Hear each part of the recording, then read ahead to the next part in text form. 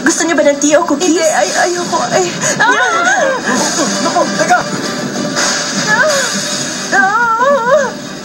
Tatawagin ko yung isang piloto para matingnan ka, okay? Relax ka lang. Relax lang. Ma'am? Ma'am? Meron bang doktor dito? May doktor ba dito?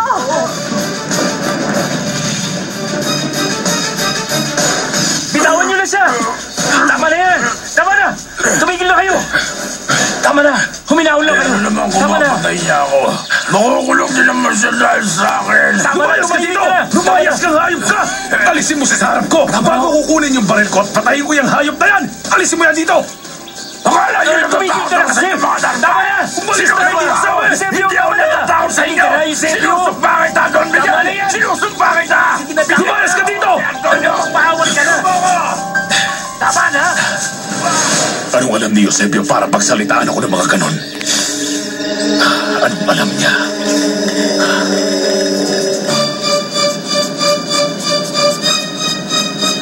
Ano nangyari?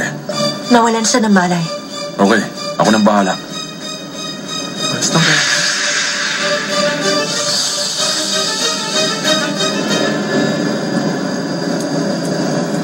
Sino naman ang babae niya? Pasahero natin, isa siyang medic. Buntis kasi ang babaeng ito. Mason, anong nangyari sa akin? Nahilo ka at nawalan ka ng malay. Manganganak ka na anytime. Hindi. Relax ka lang. We have an emergency here in the flight deck. We need an ambulance in the airport when we arrive. Para kay Eusebio, makukulong si Senyor Miguel kung mapapatay siya nito. Sigurado sinabi niya din na siyang pumatay sa lolo ni Maricruz. Pero kahit nagkaganon pa, hindi pa rin siya nakulong. May kinalaman ba si Don Miguel sa pagkamatay ni Mang Ramiro? Ang alam ko kay Don Miguel, sunod-sunuran lang siya sa utos ng asawa niya. Pero, alam mo ang totoo niyan, magbabayad din siya tulad ng asawa niya. Teka lang. Ano na mangyayari ngayon? Ngayong wala na si Eusebio sa radyo. Eh, di mas mabuti. Mabuti? Oo naman, si Antonio. Dahil galit na galit siya sa mga Narvaez, mas madali na para kay Eusebio na isiwalat ang katotohanan sa lahat. Sa tingin niyo? Oo naman, anak. Nararamdaman ko na ngayon na magkakaroon na ng liwanag ang lahat. Ma'am, okay ka lang ba? Hindi na maganda ang pakiramdam ko. Kanina pa naghihilap ang tiyan ko. Hindi ko na kaya ang sakit. Malapit na ba tayong lumapag? Calm down. 15 minutes pa. Relax ka lang. No, kumusta na? Anong problema? Please, relax. Nagle-labor na siya. Relax, okay? Eduardo! Relax ka lang. Eduardo! Easy lang. Relax ka lang. Relax kayo. Malapit na Relax ka tayo. lang, okay? Relax lang. Relax. Kumalma ka lang. Ma'am, Hindi easy ako ka pwede lang. mamatay. Marami pa akong dapat gawin. Diyos ko.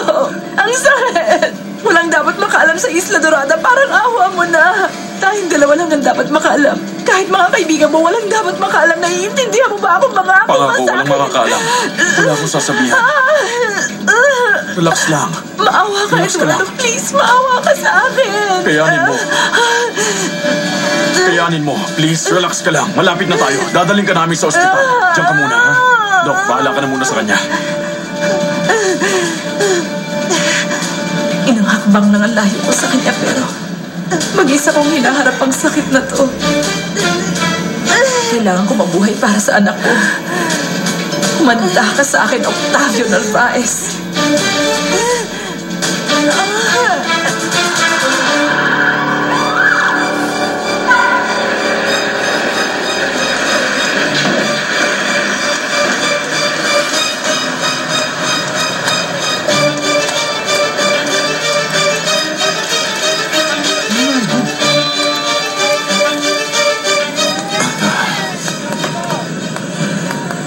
Okay, ngayon ayusin na natin yung problema doon sa pasahero. Oo, tama. Ako na mag-aayos. Ikaw na? Masyado kaya itong interesado sa kanya. Obligasyon natin sila, Octavio. We have to attend to their needs. Pero huwag ka mag-alala. Hindi ako interesado sa kanya. Anyway, hindi mo naman siya kilala.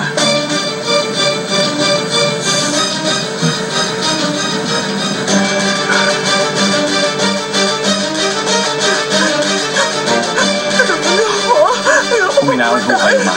Kami po, ma. Ayoko pa mga tao, tulungan niyo po ako. Alekala mo. Dami ko.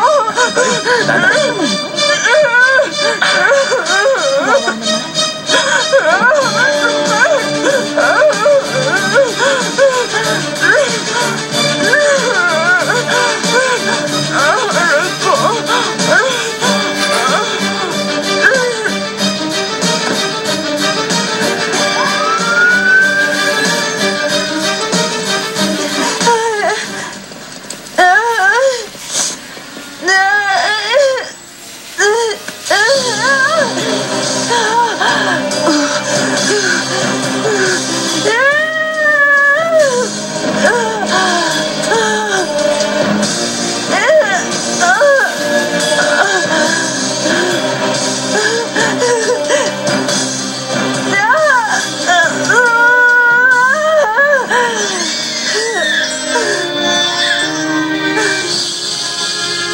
Tatabi pong baby niya.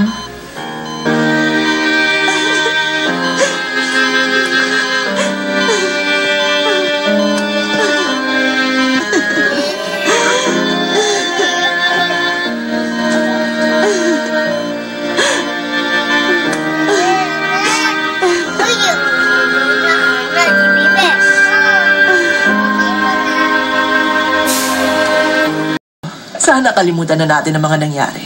Alam kong hindi naging maganda ang pagtrato ko sa'yo, pero kasalanan mo din naman yun, hindi ba? Tama na nga.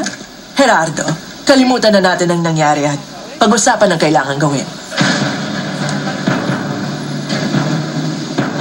Huwag kang mag-alala, wala na sa akin yun. Ano ba ang gusto mong ipagawa sa akin? Kailangan mo lang paibigin ang isang babae at ilayo siya mula sa Isla Dorada.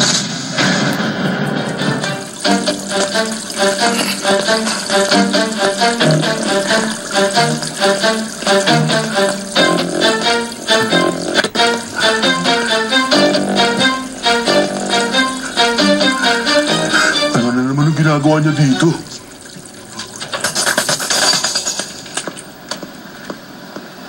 Senyora, nakita kong pisa mo si Gerardo na umalis dito. Ano ba ginagawa niya rito? Nagkaayos na kami ni Gerardo. Pinilit kami ni Raisa. Pero hindi ibig sabihin na magiging maayos ang lahat sa amin. Ganun ba? Ano na ang nangyari kay Zorilio? Yung isang yun? Ay, naku, hindi na ulit siya nagpakita. Alam niya siguro na ako makakatapat niya. Senyora, babalik na ba sa kasino ang pisa mong si Gerardo?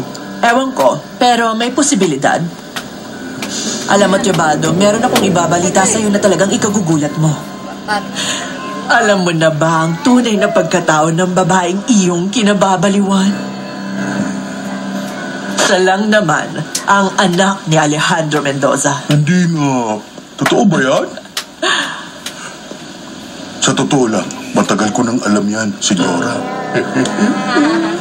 Alam mo, kailan mo pa nalaman? At bakit hindi mo sinasabi sa akin? Sabihin na lang natin na alam ko dahil nalaman ko. At gaya ng sinabi mo sa akin, problema na yun ni Miss Mendoza. Sa tingin ko, sasabihin rin naman niya sa'yo yun sa tamang panahon. Hindi ka natapat sa paglilingkod sa akin. Pinagsisisihan kong naging tapat ako sa'yo. Ang importante ngayon, dahil sa isang maliit na bagay, malayo na siya sa'yo at lalo mo na siyang hindi maaabot. Nung una pa lang, tanggap ko nang hindi ko siya kayang abutin dahil sa taglay niyang ganda. At tignan mo ang itsura ko. Ngunit hindi na yung mahalaga dahil mahal ko siya. At handa akong mamatay para sa kanya. Hello. Hello, Alejandro. Kumusta ka na? Hindi raw maganda ang pakiramdam mo. Hindi ko na naiintindihan ang nararamdaman ko. Sa kabila ng lahat, gusto mo pa rin bumalik sa Isla Dorada? Oo, pupunta ako. Kailangan kong magpunta. Natutuwa akong makita ka uli. Sa tingin ko, mabuti sa'yo ang magbiyahe. Sana malaki ang maitulong sa'yo ng pag-alis mo. Mukhang ito na magiging huling pagbiyahe ko. Ay, ano ka ba? Huwag kang magsalita ng ganyan, Alejandro. Hindi ka mamamatay ng gano'n na lang. Sa totoo lang, mabuti at babalik ka para mapag-usapan na din natin ang mga hindi natin pinagkakaintindihan, hindi ba? Carola, dumating na ba ang alaga ko sa Isla Dorada? Pinapunta mo siya dito. Hindi. Umalis siya nang hindi nagpaalam sa akin. Hindi ko siya nakita para pigilan. Ibig mong sabihin, papunta siya ng Isla Dorada. Yun ang sinabi kay Tobias. Sa totoo lang, wala pa akong balita kung nandito na ba siya sa Isla Dorada o... Unahan kita, Doña Lucia. At kung hindi mo ako mapapatay, mas malaking gulo ang haharapin mo. Paalam, Doña Lucia.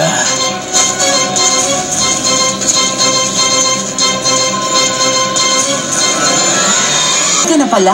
Masaya ka makita ako, no? Good afternoon. Good afternoon. Oo, nakabalik na nga ako, Riza. And? Ano naman ang papel mo dito? Casino ship attraction o anak ni Alejandro Mendoza? Hindi na importante yun. Ganun?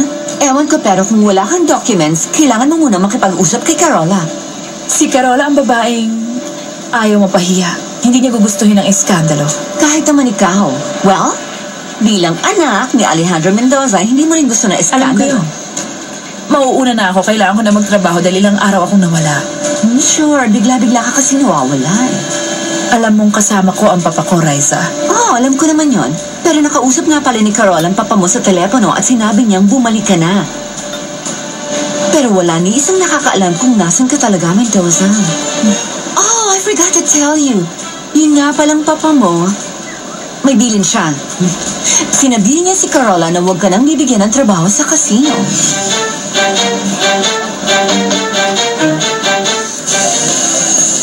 Good evening. Nakita mo na ba siya? Hindi pa rin. Pero nandito siya sa Isla Dorada. May pinadala na ako para tingnan kung nandun siya sa bahay niya. Pero parating na rin siya dito. Alam mo, Raisa, nasa tamang edad na ako. Hindi na ako pakikialaman ni Papa. Right. Pero ang problema nga lang kasi, siya mismo ang nagpasok sa'yo rito sa casino. Bakit hindi ka kaya magsumbong kay Carola para siyang humarap sa akin? Mag-iingat ka kay Carola.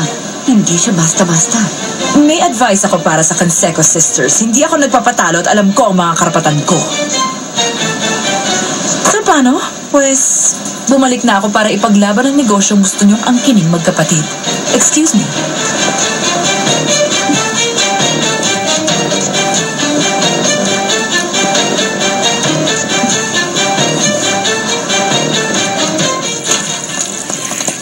Hello?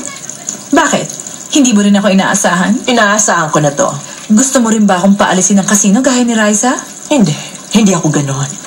Dito na lang tayo sa opisina mag-usap. Walang problema. Come in. Maupo ka muna. Salamat. Bueno, mag-usap tayo. Anong sa atin? Carola, may gusto lang naman akong sabihin sa'yo. Gusto kong ulitin sa'yo na ako ang anak ni Alejandro Mendoza. Gusto mo pa rin ba na ikaw ang representative niya dito sa casino? Oo, ganun nga ang gagawin ko. Mr. Quiroga? Hey! Saan ka pupunta? Sa casino. Saan pa ba? Gusto kong malaman kung may in-love ba sa akin ang swerte. Wow, matatalo ka lang. Napakabait mo talaga sa akin. Sumama ka na lang. Ayoko. Bakit? Magkano ba ang cash mo? Magkano ang cash mo? Sa wallet ko? Oo. Sige, tingnan natin. 30,000 siguro. Let's see. Patingin? Good. Thanks. Ako na ang gagamit nito, ha? Hoy, saan mo dadalhin yan? Relax, ibabalik ko to ng triple. Talaga? Duda ako na madoble mong pera ko. Ipapatalo mo lang yan. Mabuti pa ako na. Sumama ka na kasi sa akin. Ewan ko, Eduardo. Ayoko nang malulong sa sugal. Alam mo nangyari sa akin, pero on second thought, isang gabing laro lang naman to eh. Hintayin mo ako, magbibihis lang ako. We'll win tonight. Let's enjoy! Pera o magagandang babae?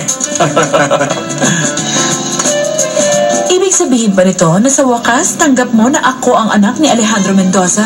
Ang sinasabi ko lang, nagsimula ako na si Alejandro ang kasama. At si Alejandro lang ang susundin ko. Alam mo sa ngayong imposible yan. Hindi niya kayang asikasuhin ang business niya. Kaya ako, na anak niya at legal na tagapagmana, ang magbabantay at magtatanggol ng lahat ng meron siya na sa akin na rin. Sige, lahat ng ari-arian niya nasa mabuting kamay. Kung ganun pala, ipakita mo na sa akin. Ibigay mo na sa akin ang lahat ng ledgers ng casino. Ano naman ang makikita mo doon? Hindi mo ba alam na pwedeng dayain yun? Oo, siguro marami na nang nadaya. Pero gusto kong makita lahat ng ledger. At isa lang ang alam kong totoo. Nagsimulang bumaba ang kita ng casino at ang profits na makukuha niya nung ikaw ang humawak. Dahil alam mong may sakit ang aking papa. May sakit siya? Mukhang wala naman. No. Kung talagang may sakit siya, bakit nakaschedule siyang pumunta sa Isla Dorada?